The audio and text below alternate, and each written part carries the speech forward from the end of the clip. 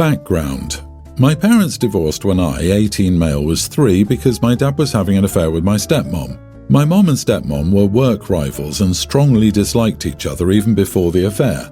There has always been speculation that this is why my stepmom willingly became the other woman because she disliked my mom.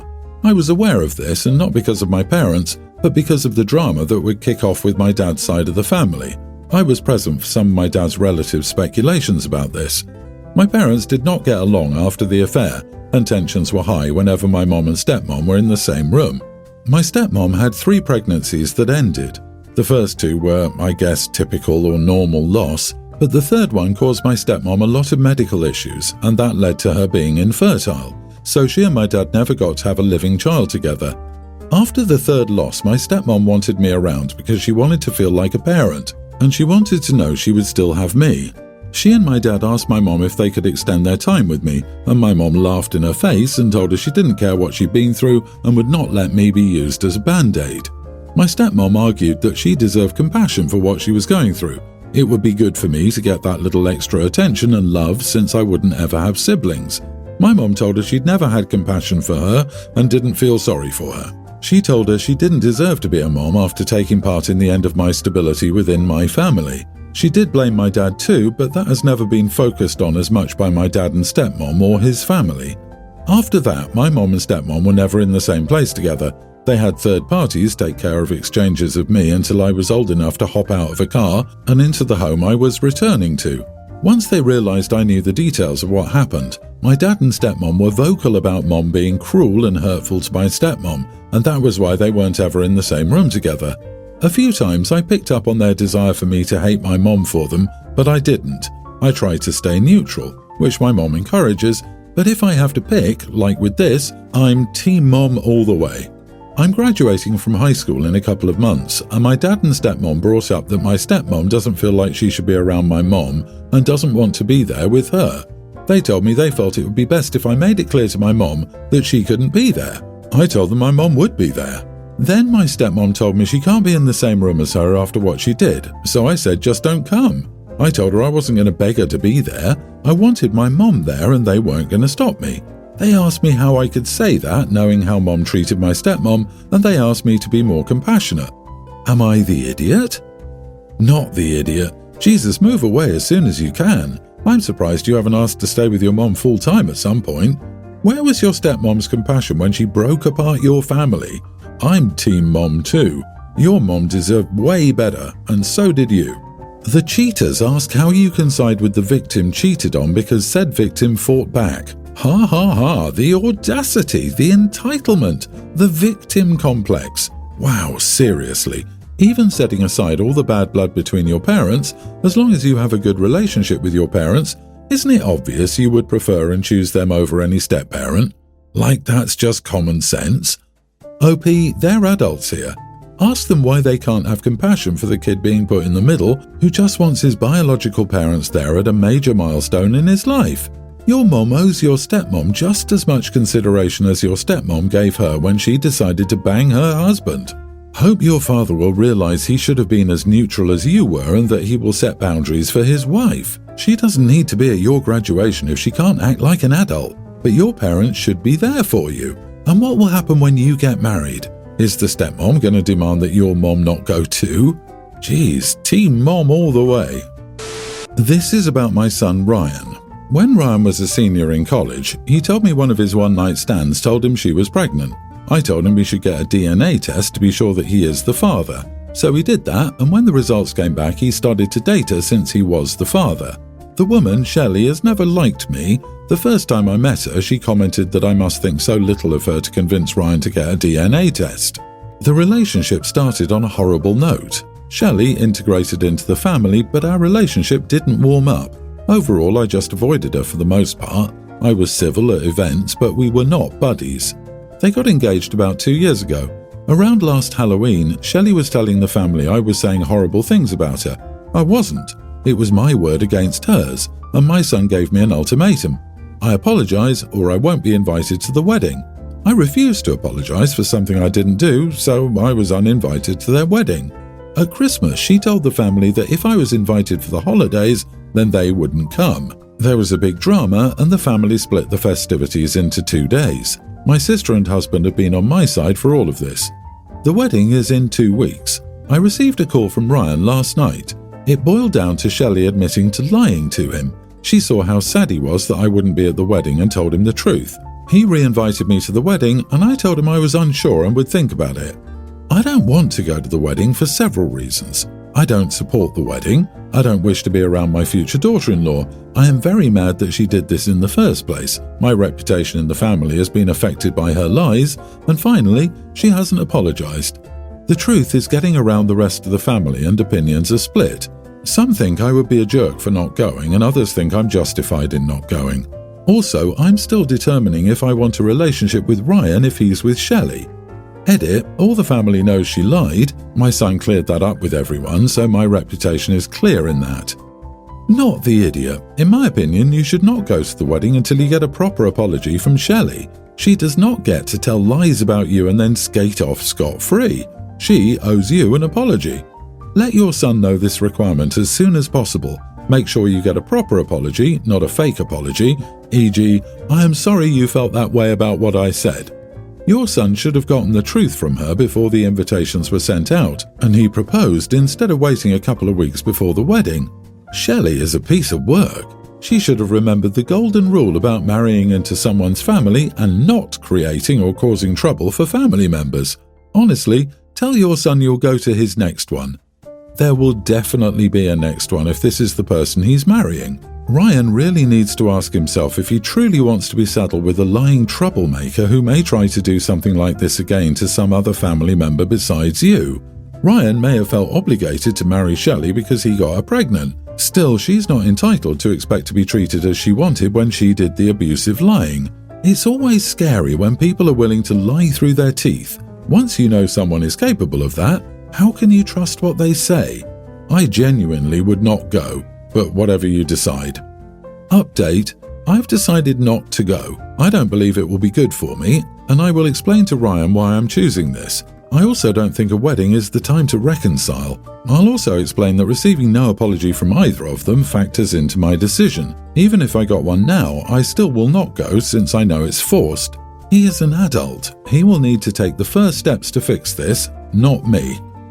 My twin stepdaughter wants long hair but doesn't brush it while we're out. It's past her waist now. It becomes a tangled mess from her clothes, movement, weather, headphones, etc.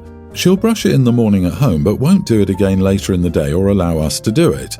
I hope you believe me that it looks awful, like she hasn't brushed it in days. I don't see other kids with long hair look like this. She somehow gets a teased look with parts sticking up, half folded over or up, divided strands so it looks unwashed, and a ball of knots.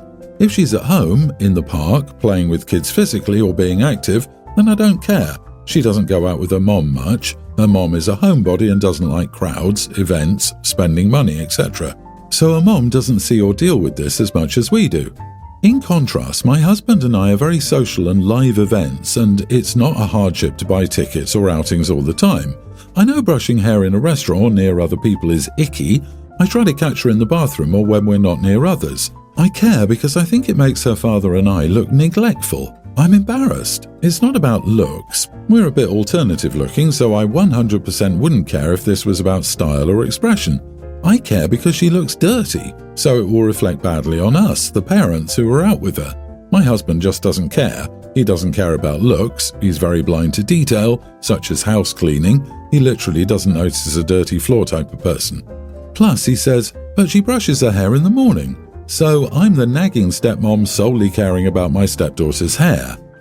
Would you judge the parents if you saw a tween with rat nest hair, or figure the kid is just making her own decision and being stubborn? It's also unfortunate because she wants to keep growing it out, so I'm worried it will look worse and worse. Lord, I'm embarrassed and worried that I look like a neglectful parent. Am I the idiot for wanting to make it a rule that we brush it when it looks like she's been through a hurricane later in the day? You are the idiot. Nowhere in your story do you actually show any concern toward your stepdaughter. You make it very clear how much you worry about yourself and how others will perceive you. What an awful stance to have. By pushing your perspective in this situation, you are sending a clear message to your stepdaughter that you care more about yourself than her. Your motivations are twisted and selfish, so maybe take some time to figure out why you care more about what strangers think of you than your stepdaughter's feeling. Yeah, OP says, I'm going to fix how you look because it reflects badly on me, and that's pretty toxic.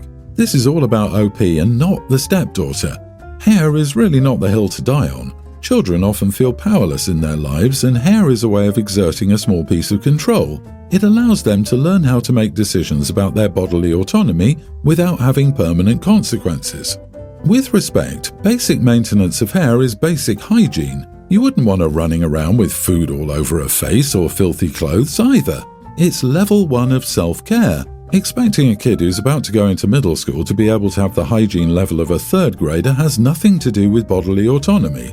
You're not controlling the hair's cut, colour or length. You just want it to be clean and neat. OP's not the idiot. Every spring, my wife's family holds a family reunion. They don't celebrate holidays together often, so they all go out for these, renting a hall, catering the works. The only weird event at these reunions is a clothing swap between the women of the family. For whatever reason, when my wife and her sisters had daughters close in age, they decided a long time ago that this was the best way to do family hand-me-downs. All the women in my wife's family ended up being very short, 4'10" to 5'1", so they all wear rare but similar sizes, so it's always worked out. With a 70-30 gender split and the only men in the family being myself, my brother-in-law and my sons from a previous relationship, this swap meet is the main event. They make a whole show about it. It's incredibly boring from the outside, so my boys and I always head out early if we go at all. This would be a non-issue if it weren't for my daughter, Kate. She's my wife and my ours baby. Kate took after my side of the family. We're a taller family, or at least not Keebler elves, so by the time she was 11, she started coming back with nothing from those parties. The first time, I assumed that she was just picky until I realised that she was beginning to be bigger than her older sisters and cousins and had outgrown any size they would wear. My wife thought she needed to realise that not everything was for everyone and to have fun being there. Last year, she started having body image issues, thinking she was fat and needed to go on a diet. And now I'm thinking having this event is feeding it. This year is going to be a massive deal as my mother-in-law is going into a nursing home and is downsizing. She was so into fashion that she has a full storage unit of stuff, so this will be a ton of stuff. I'm starting to think the reunion shouldn't involve a clothing swap at all, and all of that should be done privately at another time. Family shouldn't be about a fashion show. My wife thinks that's ridiculous, and Kate is just having typical teenage problems that will go away on their own. But if she's so bothered, she can not go or stay with the boys. I don't think that's right. This is mainly a girls' reunion. It's not like there's anything else as an alternative for her to share because they don't really get rid of accessories or anything, it's just clothes. This event is starting to get mean and exclusionary and it needs to end. I'm trying my best to make them see sense and get nothing but arguments. Am I really in the wrong here? Not the idiot for wanting to end it. Probably would not be the idiot for actively ending it, at least if there were no resistance. But there will be resistance. Your wife doesn't see the problem, and frankly, it doesn't sound like she's going to. Still, the first solution is always talking about it. Talk with your wife about why it's upsetting and even harmful, and simply being told to sit out by your mother while everyone else is having fun is not a healthy solution. This is probably an unpopular opinion, but I think you are the idiot, and you're overreacting. My friend group has clothing swaps all of the time. I'm on the larger side and often don't fit a lot. I still love that they have them and love participating. If Kate really doesn't like it, don't make her go. She can leave early with you and the boys. But to want them to cancel the entire thing because your daughter feels insecure seems extreme. I can't imagine my friends to stop them because lots of the clothes aren't my size. I have a pre-tween son named Dylan and I share custody with my ex, Danielle. Danielle is married to Chris and I'm married to Christine. Christine and I took a week of vacation this week. Dylan didn't go because he had school and was with his mom, but he has spring break next week and I'm taking him and my older son, Dylan's half-brother, to Palm Springs. Dylan is very attached to Christine, me and my older son. We did FaceTime with him and he'd cry saying that he missed us. We came back last night and I asked Danielle if it would be cool if we went by to see Dylan, even though we're picking him up tomorrow. Unfortunately, we didn't get there until 11 p.m, but it was okay because Danielle and I always have things to discuss. Dylan was asleep. We were getting ready to go and Danielle said she was going to take a bath and we should see ourselves out. I took some of Dylan's stuff outside and returned to the house. Chris looked at me, wondering why I was back, and I casually mentioned that I was going to say hi to Dylan. Chris said Dylan was dead asleep. I said I'm sure he is, but he would probably be upset if my wife and I left without seeing him. Then it got weird. He said, "Hey man, can you just not wake him up?" I was like, "What?" He said it was a hassle getting Dylan to go back to sleep and he wanted to go to sleep himself. I said I was going to put him back to sleep anyway. He started complaining that it took him an hour just to get Dylan to go to sleep. He even took him in the shower, gave him melatonin and played his noise machine. I said, "You're not going to tell me I can't say bye to my kid, but like I said, I'll make sure he goes back to sleep." We talked about 15 minutes. He was pretty mad. Dylan didn't even wake up, so I just left him a Godzilla plush toy my wife got him while we were on vacation. Now there's clear tension between me and Chris. You are the idiot for making this into a weird power play with Chris. He should have knocked you on your butt for coming into his home and thinking you could do what you want. Leave the toy, maybe leave a note, and then just leave. They explain that they struggle to get him to bed, so why not just respect their parenting and your son's need for sleep and drop it? Or keep the toy and give it to him when he comes to you. You have no business showing up at that hour. You are selfish to show that man you can come whenever you want. For crying out loud, you're married and so is your ex. Don't walk into another man's house like that. Is that what you want to teach your son to do? It's Chris's home, it was 11 p.m. and he asked you not to. If it were me, you wouldn't be allowed in my home until you apologized, and only when the kiddo is awake. Grow up. You sound petty and childish.